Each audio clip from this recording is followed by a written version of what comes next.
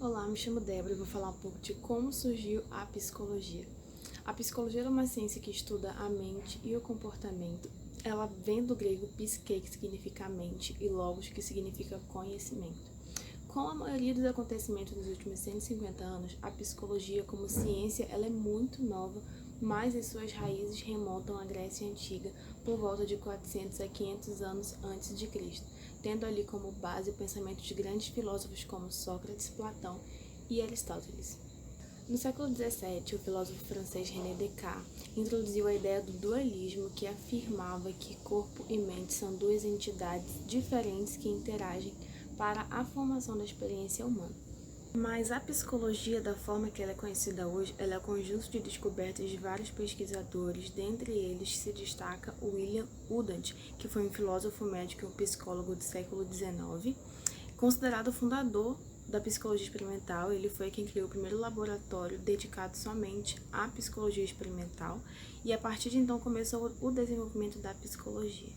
Para Udant, a psicologia era uma ciência intermediária entre as ciências da natureza e as ciências da cultura. Então, ele recorreu aos métodos experimentais das ciências naturais. Udant passou a estudar o seu objetivo da mesma maneira que os cientistas físicos estudam o seu. Ele foi um grande professor, ele criou cursos e palestras abrangendo mais sobre o assunto, então ele foi que abriu as portas para a psicologia como uma ciência hoje em dia. Obrigada.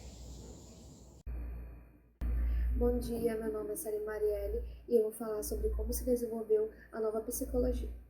Bom, em 1875, William Wundt, o pai da psicologia, aceitou o cargo de professor de filosofia na Universidade de Leipzig.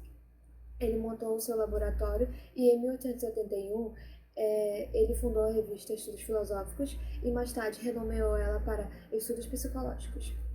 Bom, com sua fama em expansão e o laboratório, isso atraiu para Leipzig vários estudantes, vários alunos que estavam a fim de trabalhar com Wundt. E mais tarde, esses discípulos nos laboratórios de Leipzig tiveram grande influência para o desenvolvimento da psicologia moderna. Em 1872, ele criou a psicologia social e lá para o final do século ele retomou com esse projeto, o que culminou nos 10 volumes da psicologia cultural. O que é a psicologia cultural, então? Ela, é, ela tem a ver com a investigação dos estágios do desenvolvimento mental, manifesto na linguagem, na arte, nos mitos, nos costumes sociais, na lei e na moral. As implicações dessa obra teve mais significância do que o conteúdo em si. Por quê? Ela serviu para dividir, para separar a nova ciência da psicologia em duas partes, a experimental e a social. Ok, agora eu vou falar sobre o sistema da psicologia de Wundt. Ele recorreu para métodos experimentais das ciências naturais. Como assim? Ele usou particularmente o método dos fisiologistas. Como assim? Ele estudava o seu objeto de estudo da mesma maneira que um cientista físico estudava o seu. Porque o objeto de estudo da psicologia de Wundt era, em uma palavra, a consciência. Ele acreditava, assim, na concepção dele, a consciência ela incluía várias partes e características distintas, e ela podia ser estudada pelo método da redução e da análise. Bom, para Wundt, as ciências naturais elas estudavam o objeto da experiência independente do sujeito. Já enquanto que a psicologia ela estudava a relação, ela investigava-os na sua relação com o sujeito. E ao delimitar ao delimitar o domínio dessas ciências, ele aponta que a psicologia estuda a psicologia estuda a experiência imediata e as ciências naturais estudam a experiência mediata. A experiência imediata, ela oferece informações sobre qualquer coisa, menos sobre os elementos da própria experiência. E a psicologia, que é a experiência imediata, ela estuda os elementos da experiência em si e ela é vivida através da interpretação. Ok. Wundt, ele trabalhava com estruturalismo. Ele procurava investigar os métodos básicos da construção para das estruturas de pensamento e investigar como eles agiam. Ele estudou a sensação e a concepção. Isso nos leva a falar sobre sobre o método de estudo de introspecção. A introspecção, ela consiste em que a experiência só pode ser observada pela pessoa que passa por ela. A introspecção, ela é uma autoanálise da mente para inspecionar e relatar os pensamentos ou sentimentos. Por exemplo, estou com fome. Se fez uma introspecção para relatar uma observação que se fez da própria condição anterior. Então, vou falar agora sobre os elementos da experiência consciente.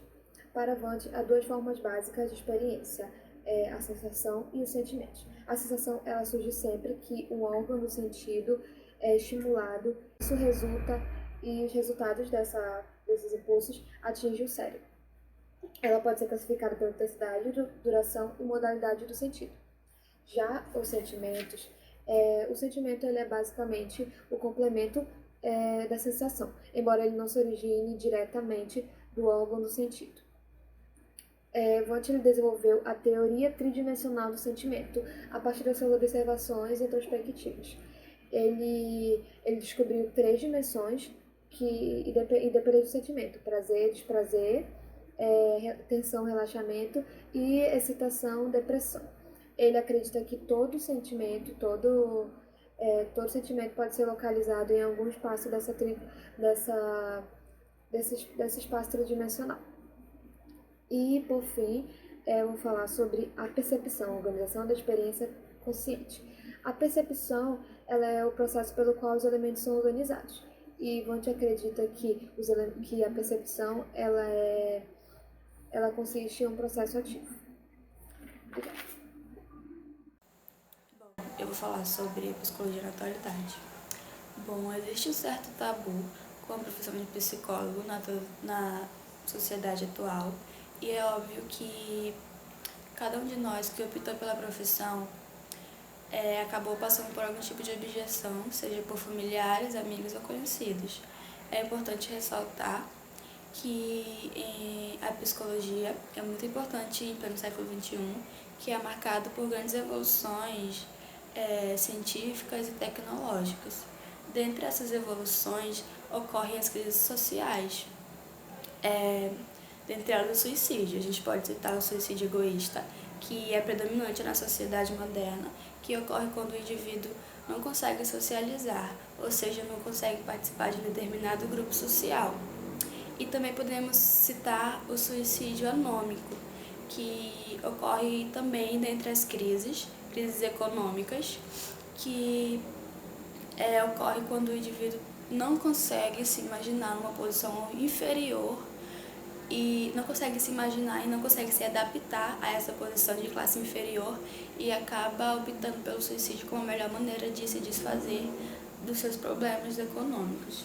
Dentre essas crises, o processo de questionar, o processo de saber quem sou, de saber qual é o sentido da vida, ele se torna cada vez mais indagado pelas pessoas.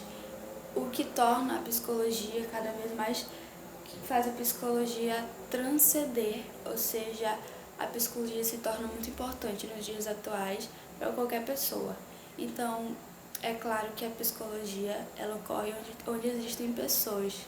Então, onde tem pessoas, há a ocorrência de psicologia. Olá, meu nome é Jane Gomes e já que nós abordamos um pouco sobre como surgiu a psicologia, a nova psicologia, como se deu o seu desenvolvimento e como ela atua hoje, acho interessante trazermos aqui algumas curiosidades e um complemento para isso.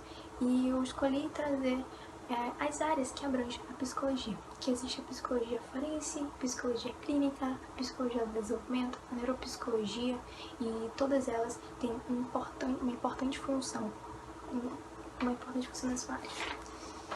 A neuropsicologia, ela olha para a estrutura e para a função do cérebro em relação ao comportamento mental e os processos psicológicos.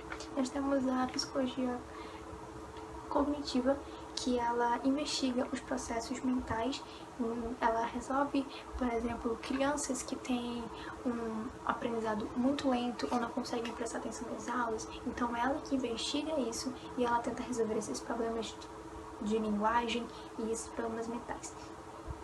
Nós temos a psicologia forense, que nada mais que a psicologia dentro do tribunal, dentro da área criminal e da lei. Ela investiga, ela trabalha em alguns casos e é isso. Obrigada.